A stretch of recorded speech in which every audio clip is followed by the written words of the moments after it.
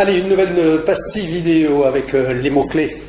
Les mots-clés qui nous ouvrent les portes de la compréhension, mais aussi l'utilisation de termes techniques, soit dans la création de contenu, du message, du discours, soit des termes techniques de matériel, soit des termes techniques de comportement, par exemple le langage non-verbal, etc. Donc les mots sont très importants et encore une fois, compréhension et utilisation mise en œuvre. Donc très très intéressant pour nous de comprendre les mots.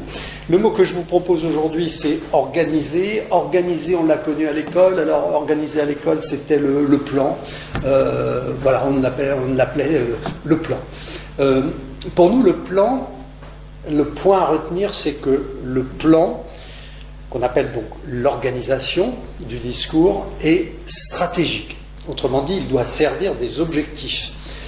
Pour cela, on doit prendre un plan qui correspond à nos objectifs. Alors, il y a différents plans. Personnellement, j'en ai retenu une petite quinzaine de plans possibles. Pas tous applicables ni souhaitables en prise de parole en public. En prise de parole en public, souvent, on en a un maximum 4-5. Enfin, ça, c'est mon point de vue. Donc, vous voyez, on ne se perd pas dans les différents plans. En tout cas, la règle de sélection des plans, c'est est-ce qu'il correspond à mon objectif, est-ce qu'il correspond à mon type de public, est-ce qu'il correspond à mes contraintes, et là c'est vraiment ce choix stratégique.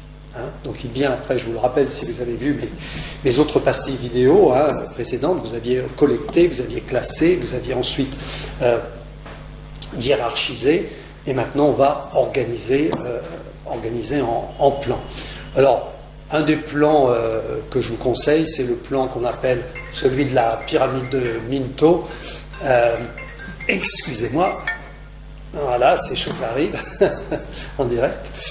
Donc le plan de la pyramide de Minto, qui veut dire mettre le point principal vers l'avant. Et d'ailleurs, ce plan s'appelle le plan de point principal vers l'avant chez les anglo-saxons.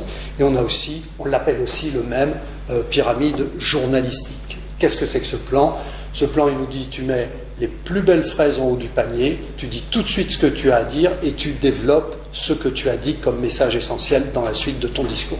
Donc vous voyez, on est loin du plan démonstration, qui est très utile aussi, mais là plutôt c'est en interne à l'entreprise, on démontre comment on arrive à un résultat et le résultat ne vient qu'à la fin. Voyez-vous?